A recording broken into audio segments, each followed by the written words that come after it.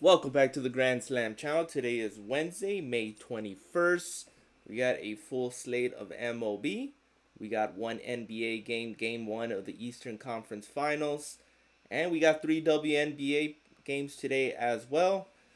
Very glad WNBA is back. We have not missed on WNBA. Quick recap of Taco Tuesday. The taco curse was uplifted. All three tacos cashed. All three of our pairs cashed. Overall, finally a decent day for Tuesday. Today we got three WNBA games. I'm going to break them down into three different slips. If you're on my court, I will post that in a bit. We do have a big game, Indiana against the Knicks. Hopefully, we do not get another blowout. Unfortunately, we did get another blowout with the Thunder and the Timberwolves, winning by over 25 points. I mean, we're literally almost to the finals, and we're still getting blowouts. I mean, NBA has been a joke, to be honest. But quick rant, a 30-second rant on Underdog. I am not posting for Underdog anymore. I'm completely done with that app. If you see this slip I posted, obviously I won this slip, but Underdog uses their own scoring system. So across all legitimate platforms, they have it over here on Underdog. Once it's settled, once this slip is settled, they go with it. Even if the stat correction, they change it on obviously on the WNBA standards across ESPN and across all other platforms. Here on Underdog, they have their own scoring system. So with that, they lost all the integrity. I'm done with Underdog. I just completely withdraw and close my account. So I just want you to be aware of the Underdog, the schemes that they're doing. So I'm just being transparent. It happened to me, and it could happen to you. But avoid Underdog. So for those in my court, I am not posting anything on Underdog. I'm gonna shift more to sleeper, parlay play, chalkboard, and obviously price picks. And I'm also gonna start including DraftKings pick six. But Underdog, I am done with it. So hopefully this doesn't happen to you. But if you are on Underdog, just be aware of it. They do have their own scoring system, and they do not resettle any picks with stat corrections, so beware of that. But let's get started into today. We're going to start off with NBA first. First one I'm going to be going with that I like is going to be Tyrese Halliburton. And for him, you got two options. I think for NBA, with blowouts still happening, I'm just going to target Gobbies. Maybe I'll target one regular play, but I'm just going to stick to Gobbies as far as this round, or as far as this matchup, to see how it goes. But I do like his assist at 9. Most likely I'll pivot to one of his Gobbies. Points and assists is probably the best option if you can get a Gobby for points and assist. That's probably the best option. I just hope we don't get another blowout for NBA. So for Tyrese, you can either take his points or just go with his regular assist. They do not have a points and assist Gobby. Actually, they do a 24.5. This is probably the only solid one I like. So I'm going to pivot to that. I just do think he's going to dish the ball. Tyrese is our first one.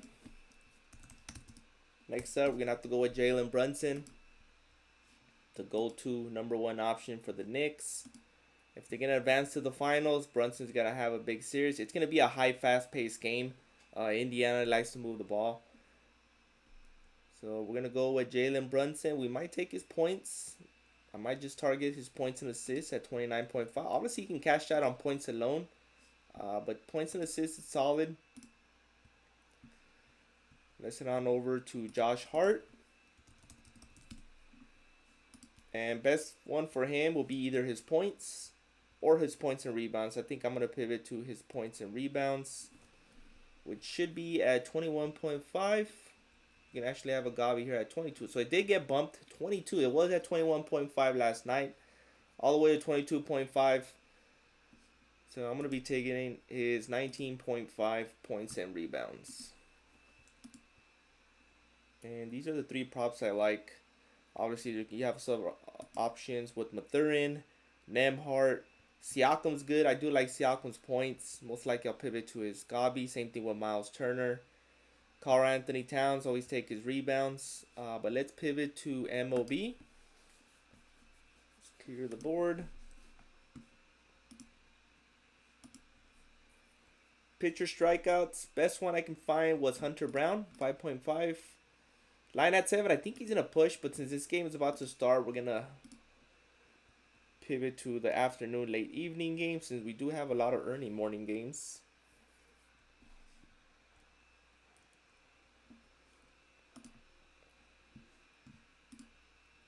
So we're going to go with Logan Webb. I actually like his pitcher fantasy score more best. Strikeouts, I think he pushes. We got Gary Crochet today, so 5.5 going against the Mets. It's been a good series so far, so Gary Crochet. You can take a 6.5, it's there too. AJ Smith Sawyer.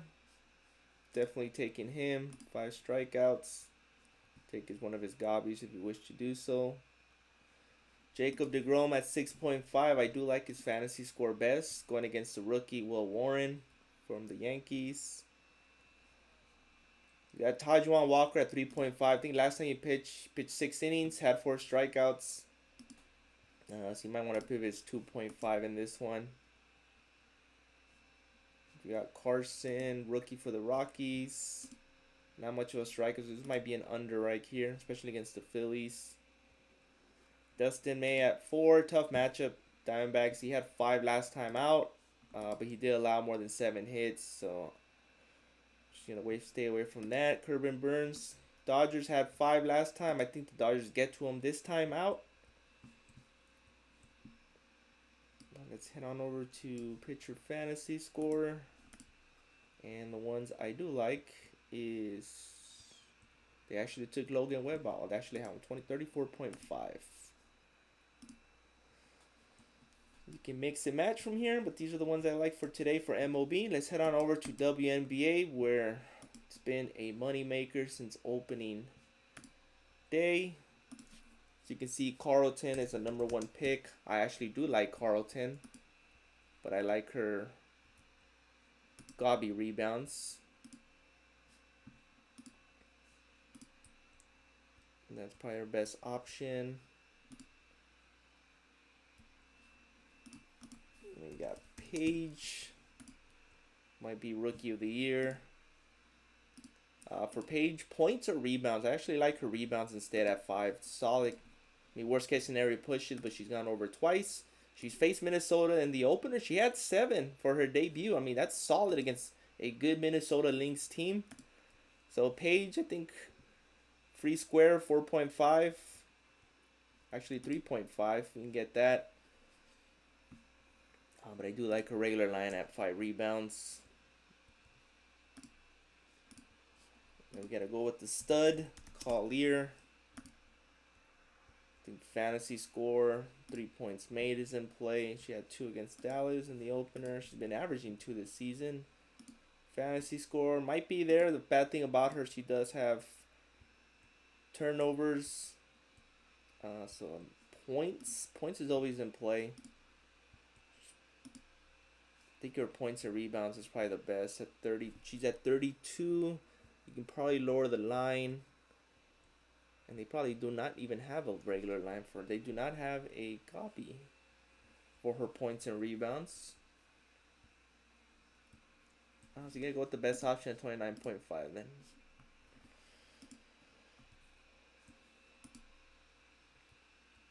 Courtney Williams is my other option. And for her is her points and assists. Regular line at 21.5. This is solid right here. She's easily cleared over. So that's probably the play of the day for Courtney Williams. And I might go that for the day 2 of the Ladder Day Challenge. Hopefully it doesn't get bumped further. But Courtney Williams is the play of the day for WNBA today. Carrington was awful so far. But I do like Courtney Williams. Even her demon assists. I mean, she had 11 and 9 in the first 2 games. I mean, impressive compared to last season. I mean, her stats are way up. Heck of a start heading into her 3rd game. Enrique missed for us last time. I think she pushed on her assist last time out. So we're going to avoid Enrique in this matchup against the Lynx. Doesn't match up well. Carrington, she did not hit her points. Awful shooting to begin the season. Brittany Sykes is always in play. She cashed for us last time. Possibly the #1 option for Washington. So I might take Sykes in there at 17.5. I do like her in this matchup.